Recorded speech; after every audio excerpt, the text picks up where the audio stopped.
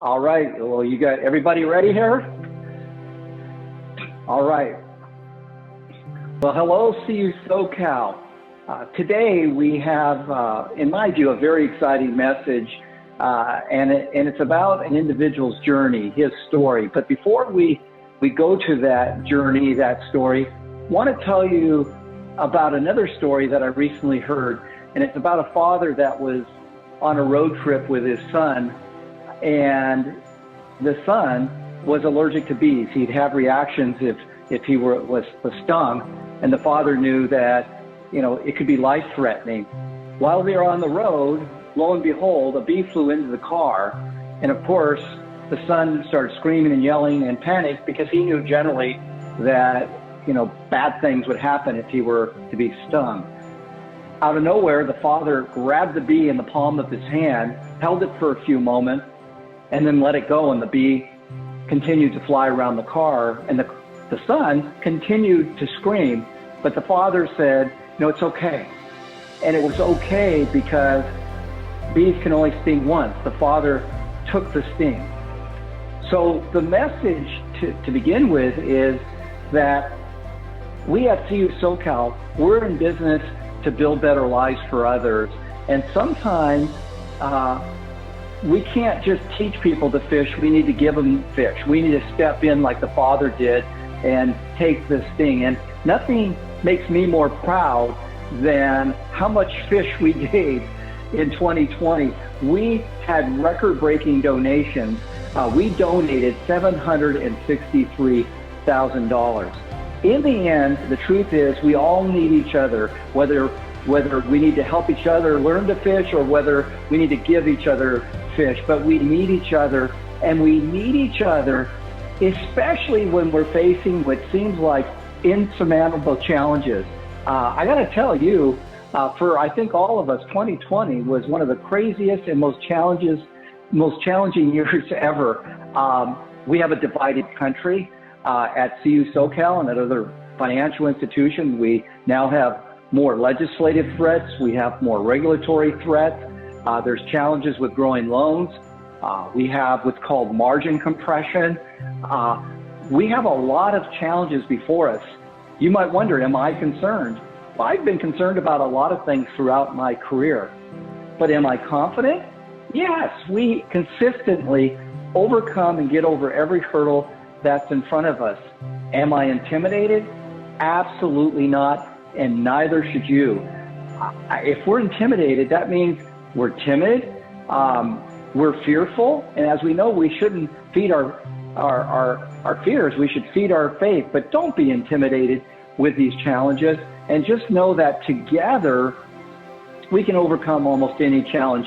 And one of the very keys to overcoming any challenge is working together as a team, and at the same time taking responsibilities for our own actions. This is a two-way street. As a team, we can do more than we can do individually, but we need to do our part as well. And today, we have a guest that I'm going to interview, and I want you to hear a little bit about his story, and it's our very own Ramon Davila. So Ramon, can you come up on the screen? Hi, Dave. How are you? First of all, I'm doing great, thank you. Thank you for being willing to share your story with us, Ramon. So I'm going to ask you a few questions here. First of all, where were you born, Ramon? I was born in Tijuana, Mexico, just across the border. Wow. And at about what age did you come to the States? I was 11 years old. Wow.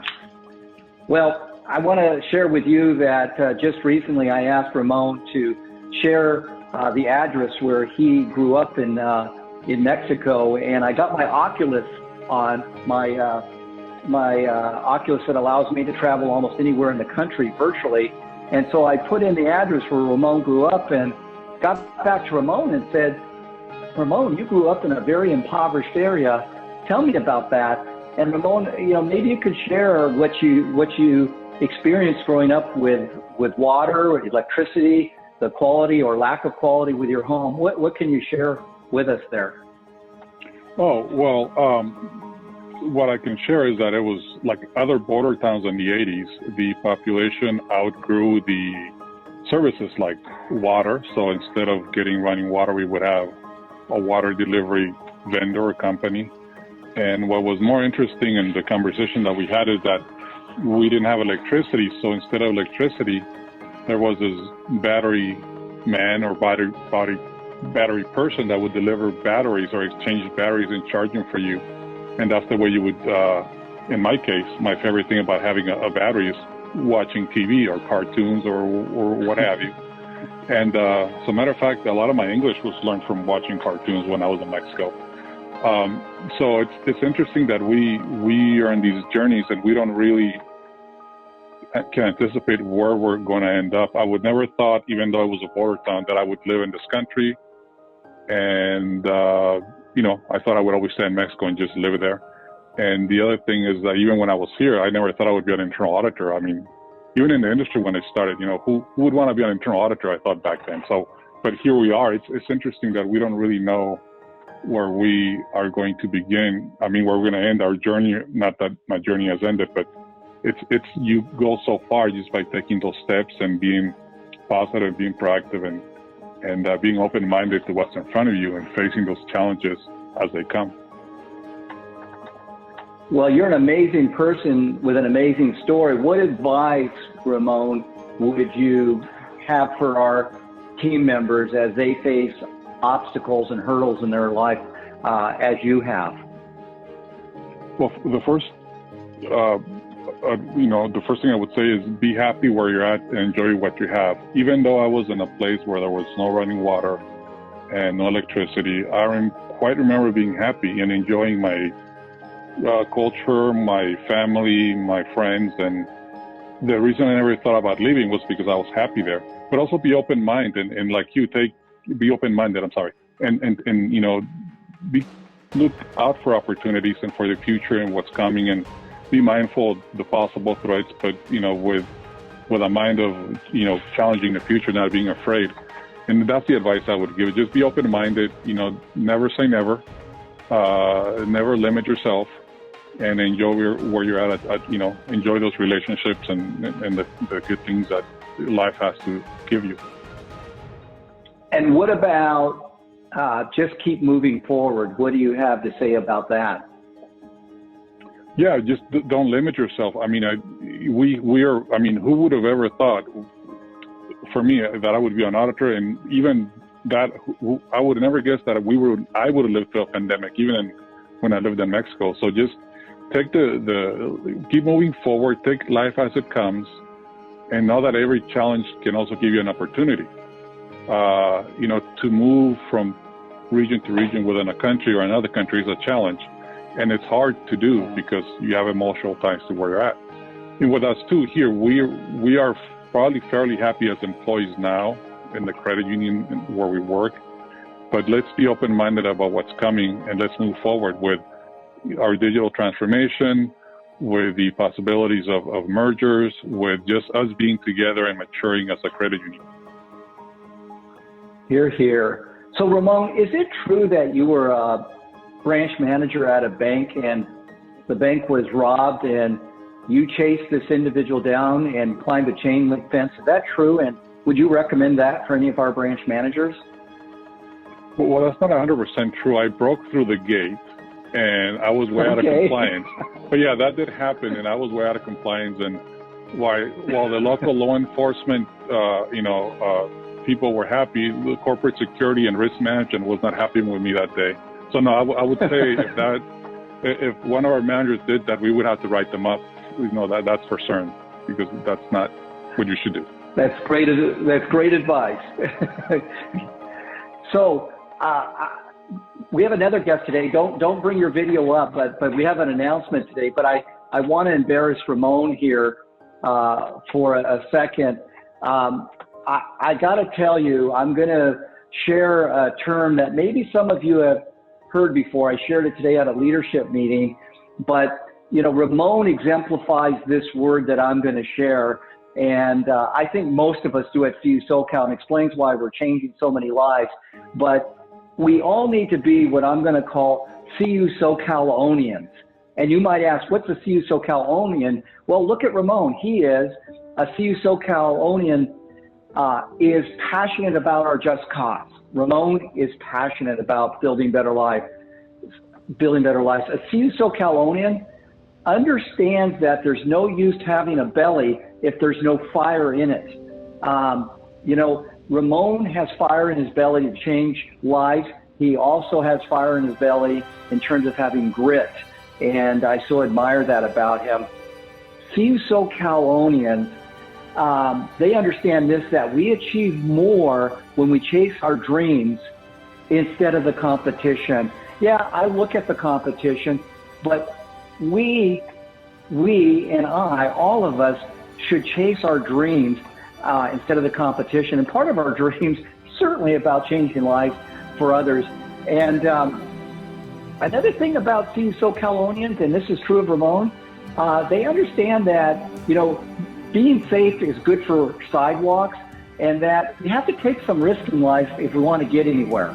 We really need to take some risk. And in 2021, we're going to take more risk, especially on the lending side, this year. And I think we'll even change more lives than we did in 2020. I see you, SoCalonian. They recognize this, that when we say out loud that we don't know something, it increases the likelihood that someone who does know will offer help. I've gone to others for help by saying I don't know, and I've gotten great answers. Ramon, I know, has done the same thing. And also, a CU SoCalonian recognizes that life is difficult and dangerous, but more importantly, anyone who would attempt to do it alone is simply mad.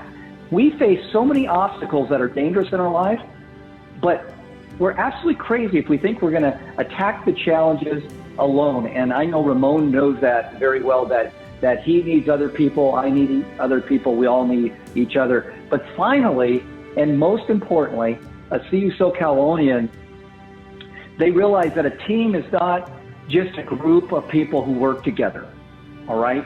A CU SoCalonian recognizes that a team is a group of people who trust each other. And I couldn't be more proud with how our team challenges each other, thinks big picture, focuses on building better lives. But what we don't talk enough about is how much our team trusts each other. And Ramon, you exemplify all of these definitions, I believe, of a CU SoCalonian. And your journey, I think, is really just beginning. You continue to achieve so many things.